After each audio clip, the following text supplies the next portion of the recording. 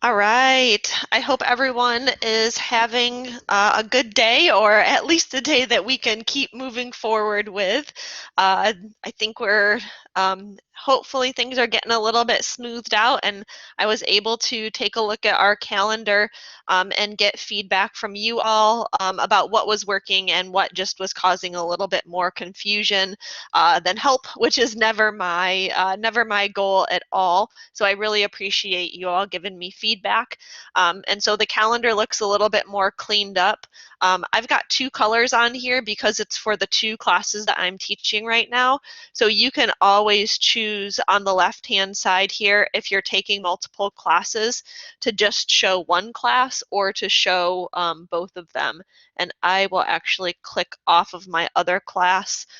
So right now you are just seeing our class, Bio 110, and as promised, things will be due on Tuesday and Thursday.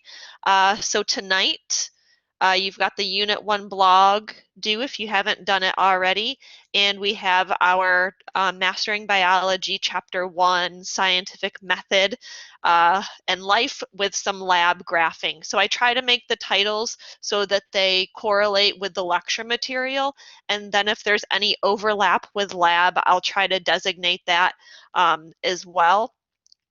If the lab part is confusing, I can leave that label off as well. We have our first lab that is due on Thursday. So this is where you're going to want to go into the assignment, follow the instructions, and then submit the evidence that I'm asking for that you completed the lab. So sometimes I'll ask for a picture, sometimes I'll ask for a document. It just kind of depends on what we're doing. And then the main thing that I cleaned up is the mastering biology. So if we have a mastering biology assignment due, I've made a single event for it. So I don't have that reoccurring event in the calendar. And I think that was, it just looked messy and it was really confusing. So I don't have a direct link to it, but I left the instructions to go to your mastering biology on the main tabs over there. So that was a major change that I made for y'all in our calendar. So the main thing I wanted to go over with instructions are the lab 2. And let's go into it. Actually, I'm going to go into it a different way, and I'm going to go into student view so it will look more similar to what you have.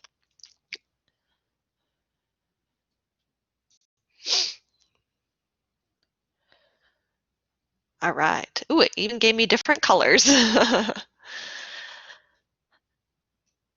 Okay, so to find the assignments, and another way that you can find information is to go back to the start here. And we are in Unit 1. That's all you can see for right now. So we are headed there. Has your lecture information and your lab 1. So this lab that's in here and turning in your activity responses and your graph, that is separate from the mastering assignment. So there's a mastering assignment that talks a little bit about graphing, and there is a lab assignment that talks about graphing.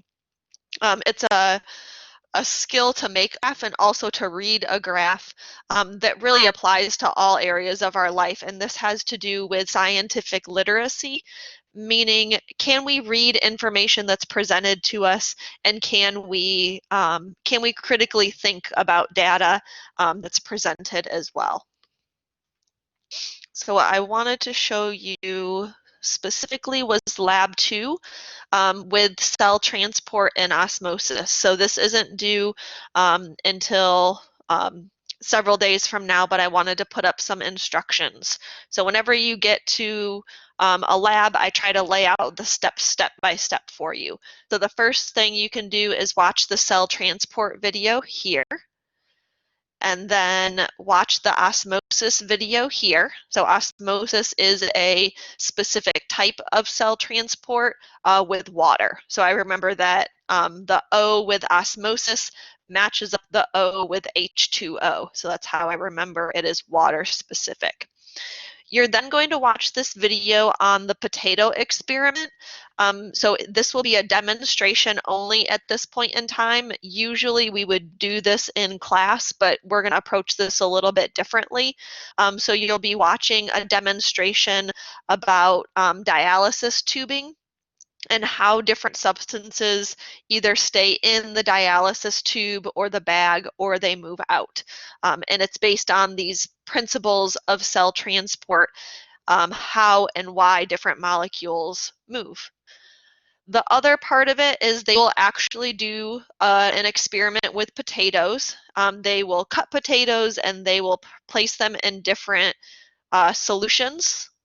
So they're all salt water, but they're different concentrations, and he'll present some data. So the first thing that you'll need to document to submit to this assignment will be from the graph that's in this video, you'll determine what is the concentration of the solution and make sure you include units. So it might be grams per milliliter, it might be moles, whatever we're measuring that concentration in, that is hypotonic to the potato based on the graph and the data that is shown in this video up here.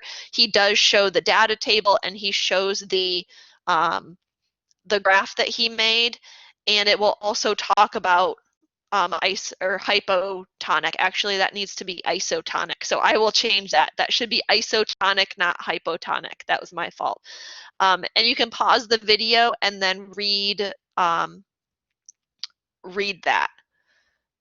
that value off the chart. The second part is based on the potato experiment that he does, you're going to be designing your own experiment. So it needs to be different, but similar to what he did in the video. So that's why the video is so important. Keep in mind that while you may make changes from his design, you only want to make sure that you're testing one variable at a time. So for example, if you want to know the results if we used sweet potatoes instead of regular potatoes, you would do the exact same thing to each group, except you would use different concentrations of the salt solution, and all of your samples, all of your cores would be sweet potatoes instead of regular potatoes.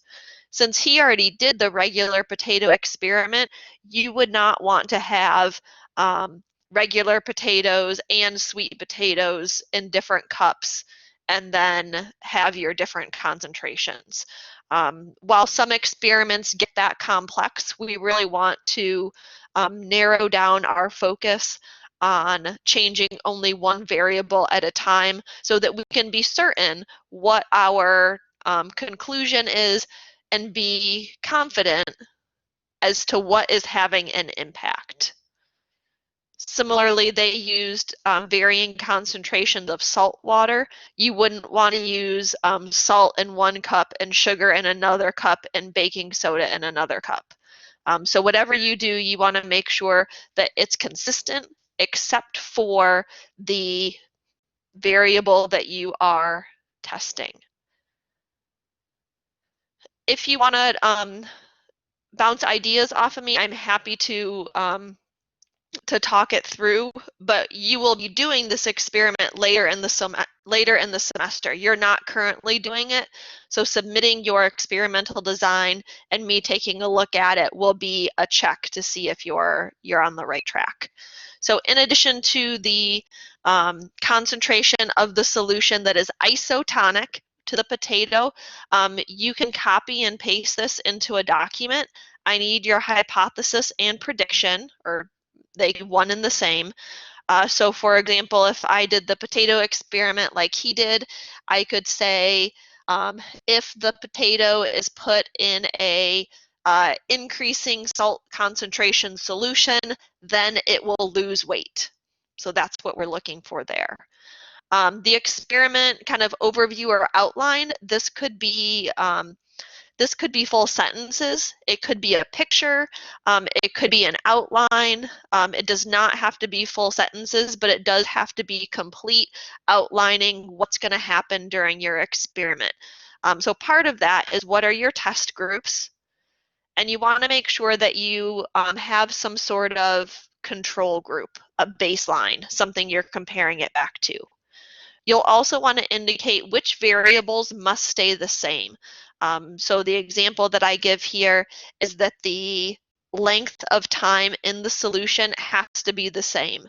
So if you decide on 30 minutes, each cup has to have its potato soaking for 30 minutes. You can't do one for 5, one for 15, and one for 10. So anything other than the variable that you're testing that could have an impact on your result needs to stay the same, and so you're looking to identify some of those things. Another good example from the video is the length and size of the potato. Your independent variable, so these relate back to the test groups. So what is the independent variable that you are testing? What are your groups? So for example, in the video, he had different concentrations of solution. So that would be your independent variable. I think about it as part of the experimental design that you set up ahead of time. You know what these are because you created them. And then the dependent variable, this is the data that you are collecting. So I have the D in dependent variable with the D in data, and that's what's actually going to go on the y-axis when we get to the part of you making your own graph. So again, this is all pre-experiment work here. So you can use length in the video, like they mentioned. Or if you have a food scale at home, you could use weight instead. But keep in mind, you don't want to measure one of your items in length and another one in weight. So those are the components that you'll need to submit to Lab 2. I think you've got a little bit over a week to get that completed. Again, you're writing this experiment outline, you're not doing it yet. Once you submit your Lab 2, I'll provide you some feedback. And we won't come back to this immediately, but you'll want to hang on to it because we will get back to it eventually. As always, feel free to send me a message if you have any questions. Have a great day.